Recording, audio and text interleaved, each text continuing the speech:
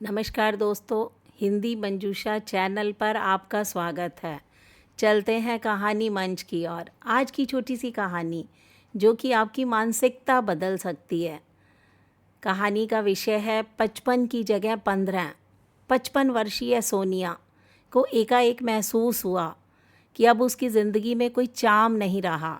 बच्चे छोटे थे, व्यस्त दिनचर्या में भी उसे खुशी महसूस होती थी। बच्चों को तैयार करके स्कूल भेजना, पति के लिए लंच बनाना, सास ससुर की पसंद का ख्याल रखना, ये सभी कार्यों को सोनिया बड़े उत्साह के साथ करती थी। बच्चे बड़े हो गए। बड़ा बेटा मुंबई में जॉब कर रहा था, छोटा दिल्ली में पढ़ाई कर रहा था। पति समीर पिछले महीने ही रिटायर हुए थे। अब पुराने दोस्तों को खोज खोज कर निकाल रहे हैं। कभी किसी से मिलने चले जाते हैं, कभी किसी की घरेलू समस्या सुलझाने में अपनी भागीदारी देते हैं।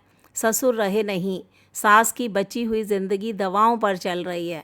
वैसे तो उसे सास को कोई शारीरिक कष्ट नहीं था, ना ही कोई मानसिक तनाव, ना ही आर्थिक समस्या। सास ने भी कभी कोई नाज नखरा नहीं दिखाया। फिर भी ना जाने उसे अब ज़िंदगी से लगाव टूटता महसूस होने लगा। टीवी, सोशल मीडिया पर एक ही खबर, फेसबुक पर वही दिखावटी लाइफ।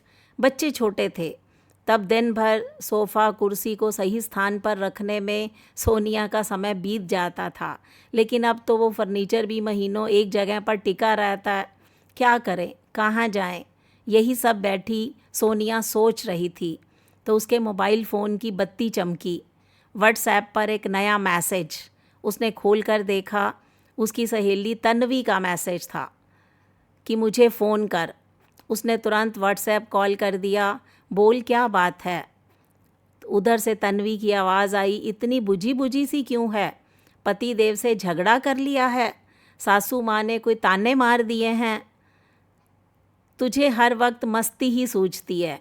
मैं यहाँ बोर हो रही हूँ। ये तो किसी मित्र के यहाँ गए हैं, शाम से पहले लौटेंगे नहीं। माँ जी भी अपने कमरे में बंद रहती हैं, मैं क्या दीवार से टकरे मारूं? सोनिया ने खींचते हुए तन्वी को जवाब दिया। तो डियर, मेरे पास आ जा। बेटी आज सुबह ही बच्चों को लेकर वापस चली गई। पति देव आउट ऑफ स्टेशन हैं, तू आ जा, गप्पे मारेंगे, फिर मिलके लंच करेंगे। उत्साहित होकर तन्वी बोली। लेकिन फिर माँ जी का खाना? तू खिचड़ी बनाकर चली आ, वो खाकर सो जाएंगी। उनके कंधे पर हाथ रखकर सास ने भी धीरे से हामी भर दी और सोनिया खुश हो गई। आती हूँ कहकर सोनिया ने फ़ोन डिस्कनेक्ट कर दिया। किचन में चली गई, सास के लिए खिचड़ी बनाई। सोनिया ने कैसरोल में पैक करके मेज पर रख दी। पानी का जग रख दिया, दवाइयाँ भी रख कर सोनिया तैयार होने के लिए अपने कमरे में चली गई। सूट बदलकर सोनिया ने अपनी चोटी बनाई, हैंड बैग लेकर सास को कहा मैं जा रही हूँ बोलकर तेज़ी से घर से बाहर निकल आई। सोनिया ने अपनी स्कूटी की सीट उठाई, हेलमेट निकाल कर पहना, हाथ में दस्ताने पहने, हैंड बैग डिक्की में रखकर चाबी लगाई।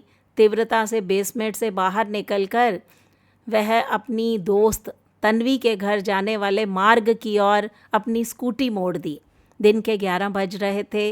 धूप नहीं थी, ठंडी हवाएं शरीर को छू रही थी, उसे एक सुखद अनुभूति दे रही थी।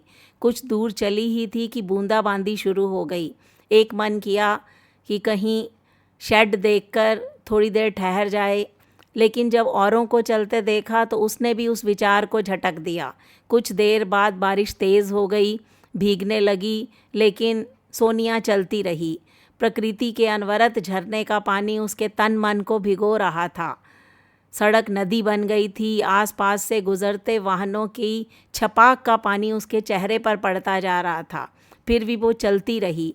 आज एक असीम आनंद की अनुभूति सोनिया को हो रही थी, जो उसे महंगे बाथरूम के शॉवर के नीचे भी कभी अनुभूति नहीं हुई।